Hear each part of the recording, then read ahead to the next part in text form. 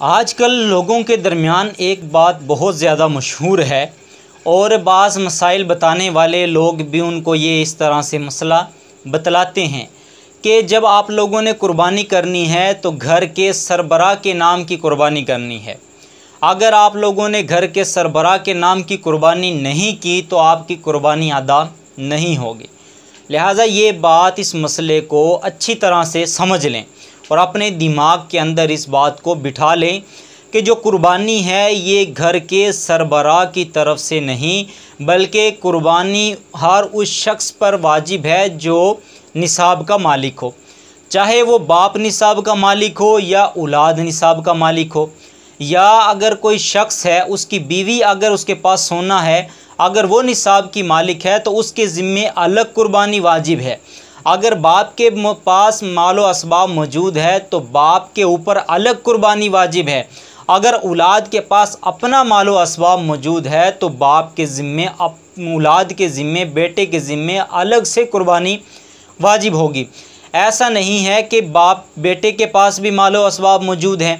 بہو کے پاس، بیوی کے پاس بھی مال و اسباب موجود ہیں، گھر کے اندر سربراہ کے نام کی قربانی کر دی جائے تو جو سربراہ کے نام کی قربانی کی ہے وہ اس کے نام کی، اس کے ذمے اگر واجب تھی اس کے ذمے سے واجب ادا ہو جائے گا۔ اب جو بیٹے کے ذمے وہ واجب تھا وہ گنہگار رہے، واجب ادا نہ کرنے کی وجہ سے وہ گنہگار رہے گا۔ اسی طرح اگر بیوی کے پاس سونا موجود ہے، اس کے پاس اگر اس نے وہ قربانی نہیں ادا کی تو جو سربراہ کی طرف سے ادا ہوئی ہے وہ اس کی طرف سے ادا ہوگی، بیوی گنہگار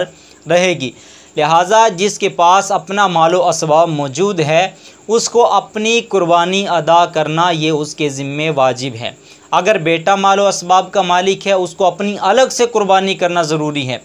باپ مال و اسباب کا مالک ہے تو باپ کے ذمے الگ قربانی واجب ہے۔ بیوی اگر مال و اسباب کی مالک ہے، اس کے پاس سونا چاندی موجود ہے تو وہ الگ سے اس کے ذمے قربانی واجب ہے۔ ایک کی طرف سے قربانی کر دینا پورے گھر کی طرف سے قربانی ادا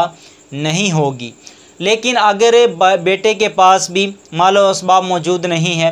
بیوی کے پاس بھی اپنا زیور اور اس کا مال و اسباب، اس کے پاس پیسے اور چیزیں موجود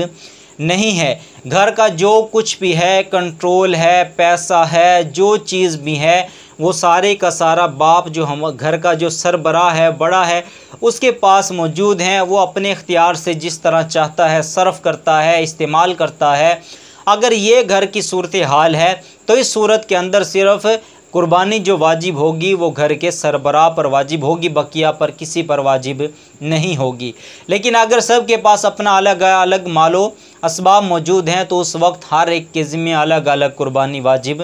ہوگی۔ لہٰذا اس مسئلے کو اچھی طرح سمجھ لیں، اپنے دماغوں کے اندر بٹھا لیں، اور جو یہ مسئلہ بیان کرتے ہیں کہ صرف گھر کے سربراہ کی طرف سے قربانی ادا کر دینا سب کی طرف سے ہے، ان کو بھی بتلا دیں کہ یہ غلط مسئلہ لوگوں کے درمیان نہ بتلائیں، اور آپ بھی یہ غلط مسئلہ بتلا کر خود بھی گنہگار ہو رہے ہیں اور دوسرے لوگوں کو بھی گنہگار کر رہے ہیں۔